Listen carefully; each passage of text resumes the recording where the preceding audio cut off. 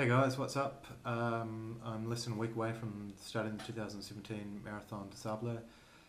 250 kilometres of running through the Saharan desert and 50 degrees temperatures. So I thought I'd put this quick video together to illustrate and go through some of my kit choices for this year's race. I guess starting off, one of the biggest decisions is actually the backpack and what you're going to use. This is a fully self-sufficient race where you have to carry all of your own equipment, all your food, clothing, medical supplies, everything apart from water, which you receive at checkpoints.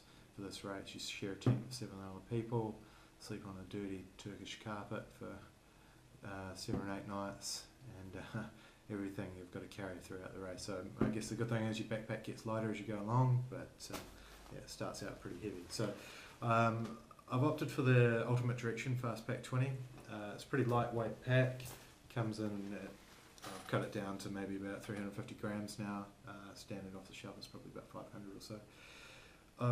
One of the drawbacks of this pack is it doesn't have very good front storage, so I've actually sewn on another mesh pocket on the front here just to enable me to carry a bit more on the front, so I don't have to take the pack off to access any of my food during the stage races. So tested and trialled, works really well, so I'm quite stoked with that. I originally was going to use the WAA Marathon des Sables official backpack, but it was just a little too fiddly.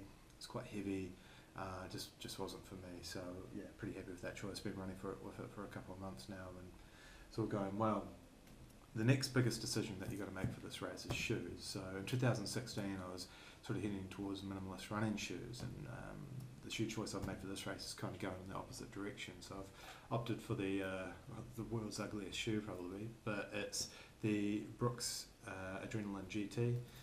It's a pretty big shoe, a massive heel. It's got like a 16mm drop or something on that, but it's very tough, it's very durable, and it's quite lightweight for its size. So you're spending a lot of time when you're not in the dunes, we're not running on sand, you're actually running on some really sharp rocks, so that protection on the bottom and the grip is going to be pretty useful. So I've opted for that one. It comes highly recommended by a few people.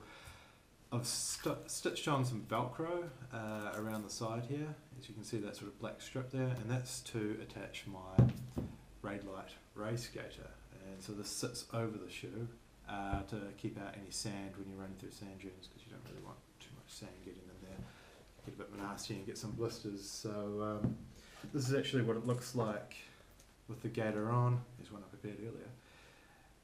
So yeah, you can see foot sits in there quite nicely, and I've got these compressed sport calf sleeves which sit actually just over the top as well. So good compression to help with blood circulation in the calves, but it also helps to keep the sand out as well. So a bit of a win-win there. Apparently I've run through a fair bit of scrub as well, so it just protects the old legs from some of those gorse bushes and whatnot. So next piece of kit, probably a big decision as well, is actually the sleeping bag. So I opted for a PhD sleeping bag. Probably at the pricier end of things, really lightweight though, coming in just over 300 grams, and keeps you pretty warm as well, so it gets pretty cold out in the desert at night time, or can do. So yeah, this seems to be a good option. Packs down relatively small, still a little chunky, but yeah, one of the better options available, I think. So pretty happy with it so far. I've been sleeping on the floor, and seems fine for that. So cool. I guess the next one, probably the coolest piece of kit, is the hat. Look at that! School day bucket cap. I mean, mud flaps galore. Look at this. A very sexy hat, and it'll keep the sun off the back of my neck. Let's put it back onto the sleeping thing. This is my bed. So EVA foam roll, cut it down to, it's about 86 grams, cut it down so it just fits from basically arse to shoulders. Bit of heat insulation in the desert, and yeah, it should keep me going. I've got to take this thing off, it's ridiculous. I have not trained in public with that thing. What else? This is the venom pump. It's a mandatory piece of kit. If I get stung by a scorpion, I've just got to whack it on there and take out the sting. The snake's out there as well, but you know, what can you do? Another little luxury item for base camp would be these lovely purple slippers. I didn't choose the colour, but there you go. nice to take the shoes off at the end of the day after running 30, 40, 50, 80 kilometres a day, and just having a little bit of something comfortable to walk around camping. I've just slipped inside there. That's my pillow, so just a nice inflatable pillow. Luxury items, can't go wrong. Some more mandatory kit: emergency survival blanket and signalling mirror. So that's that. Some of the other stuff, I'm taking my Garmin and my phone to sort of do a little bit of a video diary, take some photos while I'm out there, and to charge them, I'm taking this Pebble charger. So get about 8 charges on the phone plus a few on the Garmin, which will certainly last me the week. It's pretty lightweight, pretty practical piece of kit too, so quite happy with that. Other things in there: whistle, lip balm, batteries for the head torch. So I was going to go with the Black Diamond Iron head torch, really lightweight, but it only comes in at 80 lumens, and didn't really want to get lost in the sand dunes at night time, so I've opted for just a gruntier Black Diamond head torch. Comes in maybe like 120 lumens, so it should help keep me on the trail when I'm navigating through the dunes in the middle of the night. This bag here is just all the medication, some Weemy wipes, toothpaste, toothbrush, even a little bit of gurney goo in there, all the way from New Zealand. So I've got a tincture of benazine for, which is a disinfectant, but it's also an adhesive, so you spray it on your toes or anything that you're going to tape, and just makes the tape stick a little bit stronger, so that's really good. Some disinfectant. I have quite a lot of Imodium in here, just in case shit hits the fan.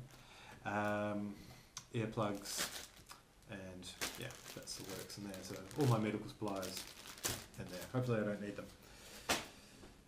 Drink bottles. A lot of people go for the drink bottles with the straw poking out the top, so you can drink when you run. I've actually opted not to do that. These are a little bit lighter, and you're sort of forced to take them out of your bag to drink. So I think the benefits of that are that you can easily manage your water intake and see how much is left in your bottle. When as you drink it away, it's in the bag. You can't see how much is left in the bottle. So it's a good decision.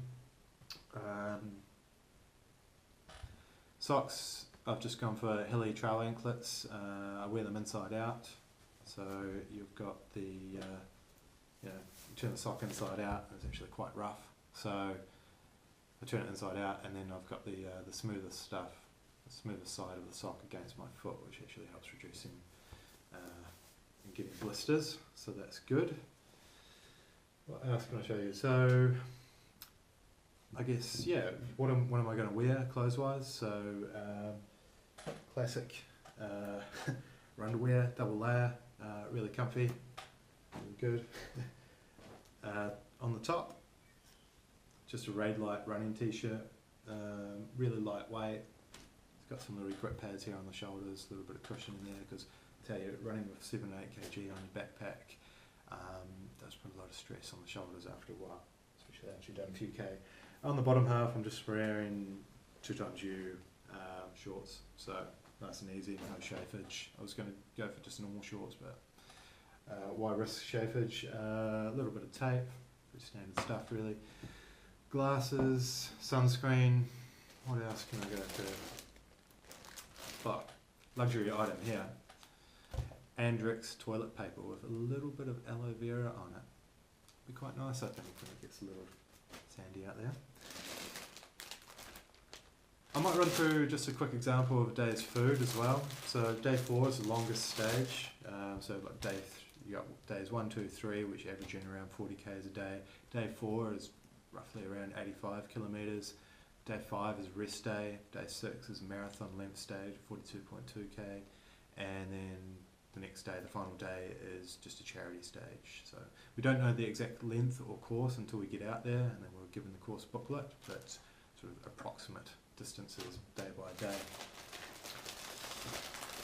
But yeah, so okay, one of the days, breakfast every day for me this year is going to be Expedition freeze-dried foods granola with raspberries. It actually tastes pretty good for a freeze-dried meal.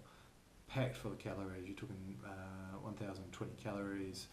and they're heaps of carbs, proteins, and pretty fatty as well. But yeah, they're pretty easy to get down, and they keep you going for a while. Another thing I'm taking a lot of is just like trail mixes, nuts, seeds, macadamia nuts, fantastic in terms of weight in grams per calorie. So, for example, on the last day, the minimum requirement of each day is you've got to have 2,000 calories of food. The last day, a charity stage, it's not timed, so whatever time you post doesn't matter. It's not a competitive stage. So, I have just gone simply for 2,000 calories in macadamia nuts. So, good thing I like macadamia nuts, but they're pretty useful. Other things I'm taking, Tribe Infinity Bar, really good. A little dry, I guess for those back in New Zealand, it's pretty similar to one square meal, just packed full of calories, carbs, protein, the right sort of carbs as well, so good mix in there. Goo, taking a couple of goo shots, not too many, they just don't really offer enough in terms of calories per gram of weight, so they're not ideal, but they are a pretty nice change from nuts, seeds, dry energy bars and the shots and things like that. So, yeah, especially get a bit of caffeine out there, it'll be quite nice.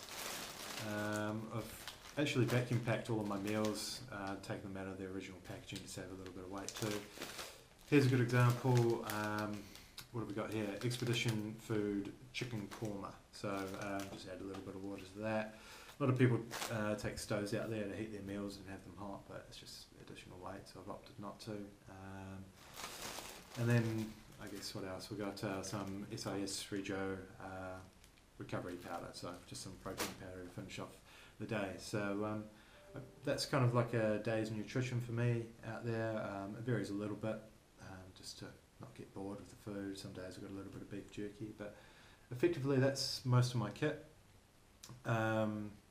Yeah, one of the cool things about this race is that you can email me. I'll share the link on Facebook, and what they do at the end of each day is they race organisers print off the emails and they bring them to you in the bivouac and the tent. So that'll be hugely motivating, to be really powerful mentally, especially after if you've had a bad day or gone through a dark patch out there. So yeah, email me as much as you can. That'll be fantastic. Give me some banter, tell me a joke. I don't really care what's in it. Just send it through. But yeah, thanks for watching. We'll see you on the other side.